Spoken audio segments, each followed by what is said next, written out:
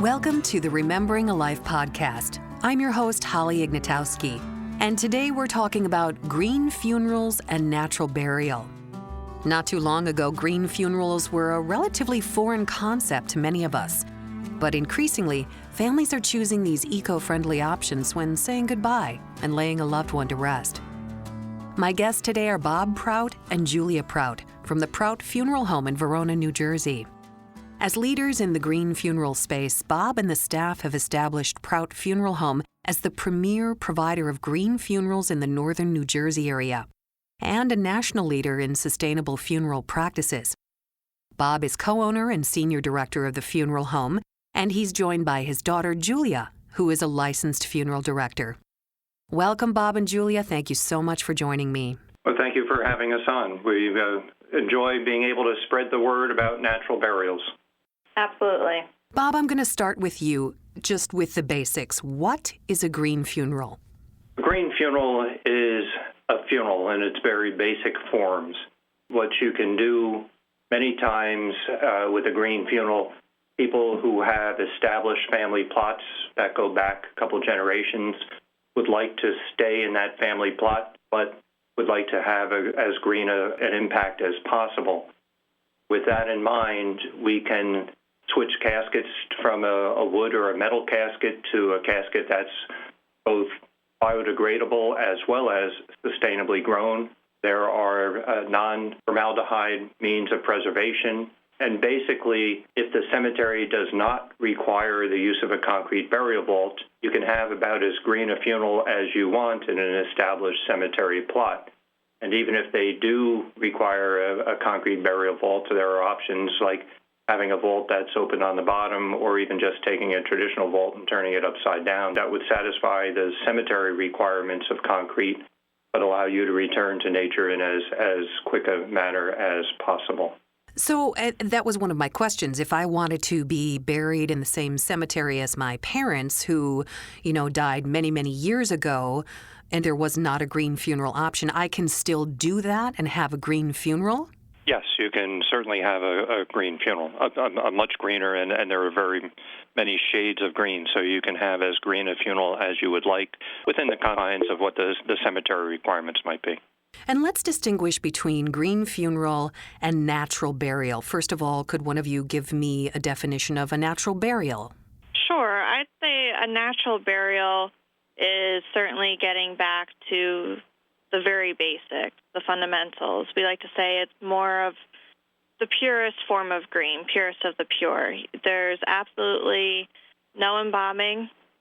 Typically, you are wrapped in a shroud and placed directly into the ground, so no concrete burial vault. And most natural burials take place in a specifically natural burial preserve. Okay.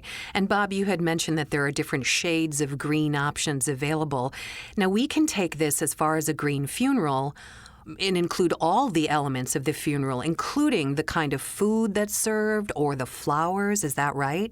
Very definitely. On a greener funeral service, you would be looking for flowers that may have been grown close to the funeral location or to where the family is living. You would be looking for food, flowers that are more local. You would be looking for native pine, native to your particular state, or the sustainably grown caskets. So there are a lot of different options, and everything can revolve around the fact that it is more locally grown, locally consumed type of products. What about the funeral procession? I know that's a big deal, going from the funeral home to the place of worship and or the cemetery. Can you still have a funeral procession with a green funeral? Procession would be fine. It's actually better if they were all Teslas or hybrids, obviously. Right. Many of and to be more serious, the fact of the matter is that people that are looking for a natural burial or a greener funeral are way ahead of most funeral homes. The people that are looking for a funeral like this are already very much recycling. They're very much living a life where they're living a little quieter or treading a little bit lighter on the planet. more than likely the folks that are looking for a natural burial or a green funeral will not be coming in a Suburban or a Tahoe. They're already driving sustainably oriented type of vehicles. The other thing that you could do is hire an electric bus, which they're coming out with now, and have a bunch of people going to the cemetery all under one roof. Is cremation a green option for people? Cremation is an option. It is obviously greener than a mausoleum entombment. It's greener than many of the traditional, conventional funerals of the day. It is not as green as a natural burial. And the reason being that you still have a lot of fuel that is being emitted into the air just to perform the cremation. You've also got the release of mercury. If you have any fillings, some of those fillings will Interesting. burn off, so to speak, and go into the air. The cemeteries that have crematories or the crematories that are freestanding, by and large, don't have the scrubbers that is really required to make it as clean a process as possible. So while it is a greener option, it is certainly not the greenest of options. Aside from the obvious reasons we just mentioned, why would someone choose a green funeral or natural burial? Is there another reason? I think what ends up happening is people at a time of crisis will just revert back to what they've experienced recently or grew up with. For folks that have looked into it, for folks that are pre-planning their own funerals, for folks that are aware of being green in their lifestyle, this is simply just an extension of that lifestyle, so it's not even a second thought. Many people are not even aware of the fact that natural burials and green funerals can take place in any state in the Union. There's no problem. There's no legal prohibitions against it. And it's through things like this podcast, through newspaper articles, that word gets out. And once word gets out, then more people sit back and say, it's something that I might like to consider for myself as well. But again, many people, especially if it's a sudden death, they just automatically revert to whatever they've known in the past. Can families have a traditional viewing and a visitation if they do the green funeral? Absolutely. We have had, especially considering that there are various shades of green, but even with a natural burial, where there's no embalming, wrapped in a shroud and placed in the ground, we have had instances where families want to come to the funeral home, have some private family time before we head out to the cemetery, and that's absolutely doable. I understand it can get a little bit more difficult with, depending on cause of death, but for the most part, it is definitely doable. You mentioned embalming. Is that an option for a natural burial? How is the body prepared? That can take many different forms, and the embalming process, if you were to embalm a body, you would use a solution that's made more of either the essential oils or various means of methyl alcohol, and you would be skipping the use of a formaldehyde or even a glutaraldehyde, which are severely more toxic. Now, while formaldehyde would readily break down in the soil, it's still considered a fairly toxic material. And there are other means of preservation besides having the traditional embalming. You can use refrigeration, depending on the causes of death and the condition of the body. You can use refrigeration. You can use dry ice. There are just 3 or 4 different means of preservation to get to the point of having a visiting and or a service at your funeral home or a local church here or a synagogue, wherever. Having a natural burial is fairly common in many parts of the world, most parts of the world, as a matter of fact. And having the body present for the service or the ritual is standard procedure in most parts of the world. So there's absolutely no problem having having a visiting, having a service, and having the body present. I think that's important to note that we're considering this sort of a novel idea here in the United States and Canada, but as my father mentioned, in many parts of the world, in most major religions, this is nothing new. This is standard procedure. But these are also practices that have been around for centuries. I mean, you look back at mortuary history, and bodies were preserved with ice. So it's really not a new concept. I think that with our more modern-day training in mortuary schools, it seems very different and almost foreign, but it's just sort of retraining yourself as an embalmer and just looking at it at a different way. But it's really nothing new and different. Well, that brings up a good point then. Are these green funerals and natural burials available throughout the U.S.? Can anybody go to any funeral home in the country and get a green or shade of green funeral or natural burial?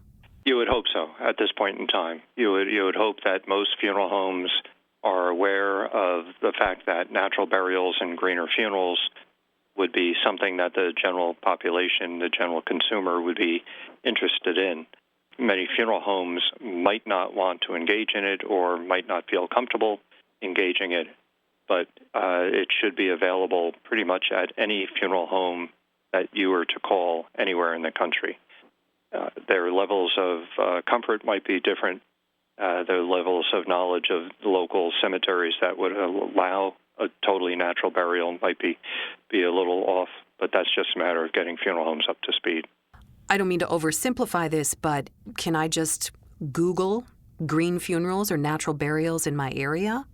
That you could do. There are funeral homes that have, as we have, kind of a specialty niche within natural burials and green funerals. So if you were to Google, you would probably find one of those firms that would have a better than average passing knowledge as far as natural or green. There are things like the Green Burial Council that has vetted out some of the funeral homes, as well as the National Funeral Directors Association have the green practices, a certificate that if a firm has been recognized by NFDA, that is a vetting in and of itself as well. What about the grave marker? Is a traditional grave marker considered something green, or does that look different as well? It definitely looks different. So for a natural burial, what most cemeteries will do, especially in the Northeast where there's a more rocky terrain, is that if you find a particular stone nearby, that they will engrave that. Other families I know have gotten very creative with how they mark the grave. They might mark it with different native plants. Up in New York State, they might plant some blueberry bushes.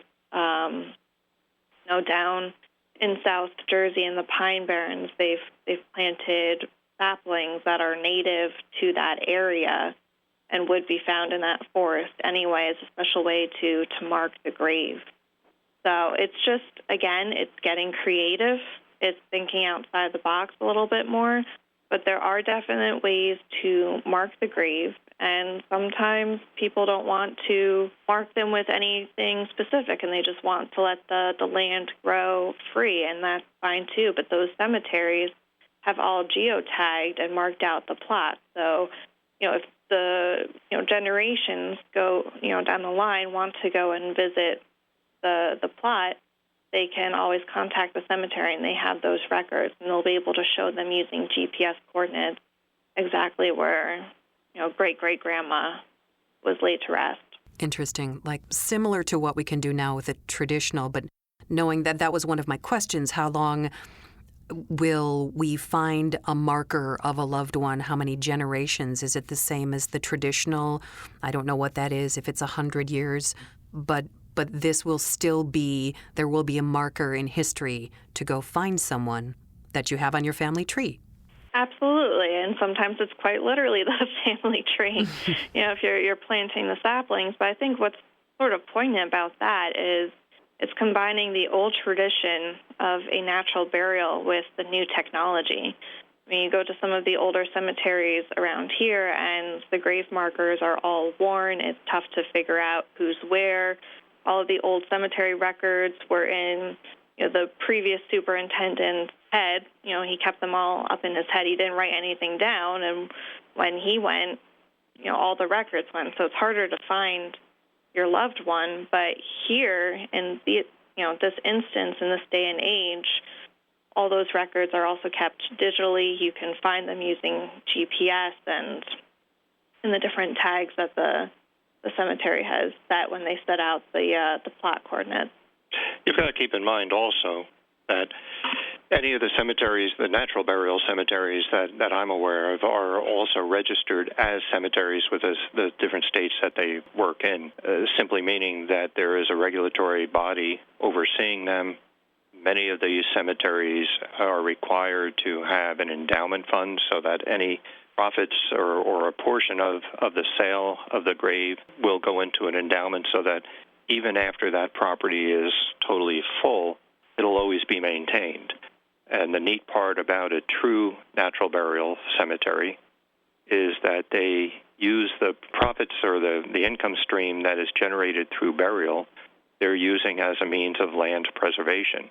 In this day and age, a lot of the grant money and the seed money for open space preservation is getting tougher and tougher to come by, whether it be coming out of Washington or coming from your state capitals, or any grants from different endowments through nonprofits is getting quite difficult to get a hold of.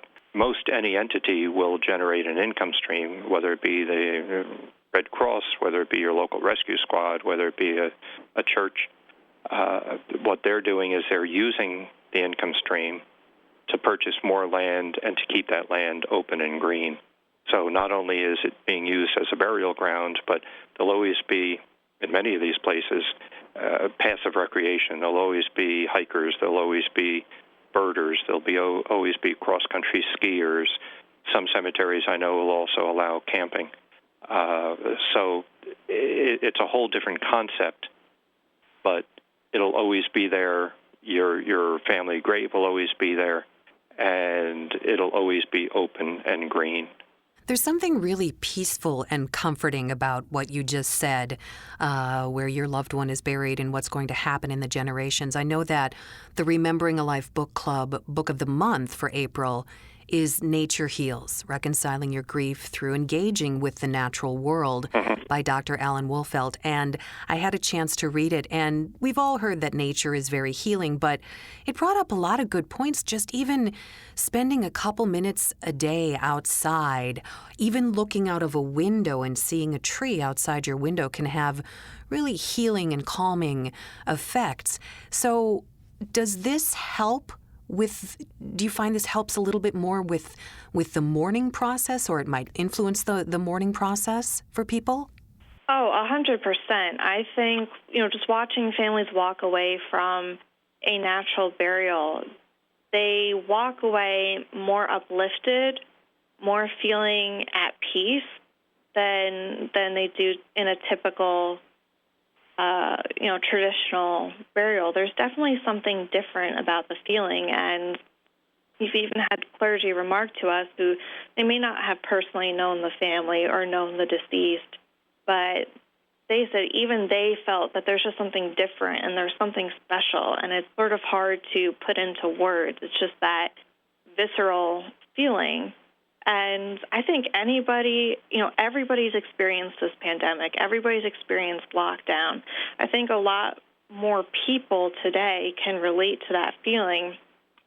Think about how many people break up their day by going for a walk outside. They want to get out of the house. They just wanted to get out and find some peace. Maybe they went to their park when the park opened. I think that that's sort of a feeling that more and more people can relate to. Even pre-pandemic, I was reading an article, I want to say it was in National Geographic, but they were talking about how cities in Japan would bus residents out into parks and into nature preserves for what they call tree bathing. And it was just sort of a way for people to, slow down, to relax.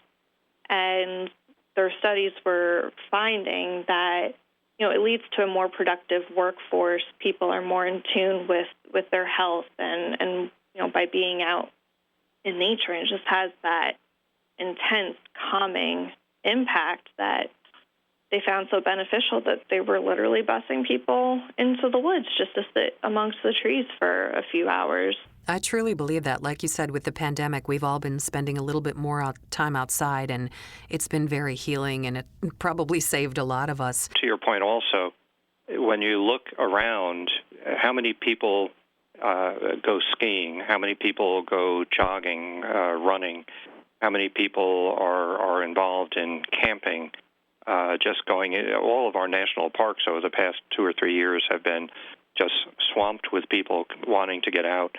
And Wolford quotes in his book, "I go to nature to be soothed, healed, and to have my senses put in order." And when do you need your senses to be put in order more than at a time of trauma, at a time of death? And a natural burial and a greener funeral allows you to go into nature and to help move your grief along and to help put your senses in order. What you're doing with a natural burial is going into nature with the core of the family as your support, and you're trying to take that first step of grief, but within the bathing of nature. Beautiful. Tell me about your facility. I understand that it is solar-powered. Back in 2004, I read an article on page 90 of our local North Jersey paper, and to show you how many years ago that was, how many pages are your papers now? that 90 pages long, and that was only the middle of the paper.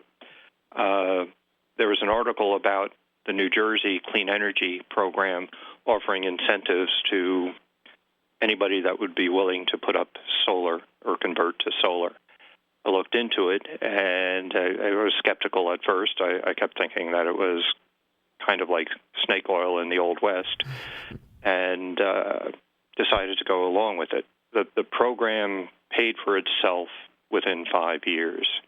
The funeral home was one of the first of the commercial buildings in this area, first of any buildings, to go solar. We're about 90% off the grid. When we have a good day, we're generating all the power that we need, plus sending power out into the grid. You stay tied to the grid. And at night, when the sun goes down or on stormy days, we buy from the grid, but we pay for it with the credits that have been banked all along. That has been up 16 years. It's not like we're living in a cave. We don't have to turn our lights out. The other thing that you can do, even if you don't want to go solar, the one thing that you can do to be a little bit greener and to go within the movement, just make sure that you've converted all of your lighting over to LED lighting. That saves an incredible amount on your electric bill and reduces your footprint completely, as well as having pretty much better lighting. And just to make sure that any of your furnaces, air conditioning, insulation is all up to current standards. Because, again, that all will save money within a couple of years. It's a deduction just to put it in, and it's going to save you money so that you're reducing your bill along the way. So you are truly completely green and natural in every sense of the word. Well, we try to be. We have an electric car. We have the solar. We've tried to upgrade our furnaces. We've tried to update the hot water heater. We've switched our lighting over. We try to use some more natural cleaning products and to walk the walk. Right. One final question for both of you. I'll start with you, Bob. Who are you remembering today? I would have to say either my grandfather or my father. I think that they would both were funeral directors. I think that they would be absolutely amazed at the world that we live in today. They would be incredibly amazed at the horrific year that we've just gone through as far as the COVID-19, the pandemic.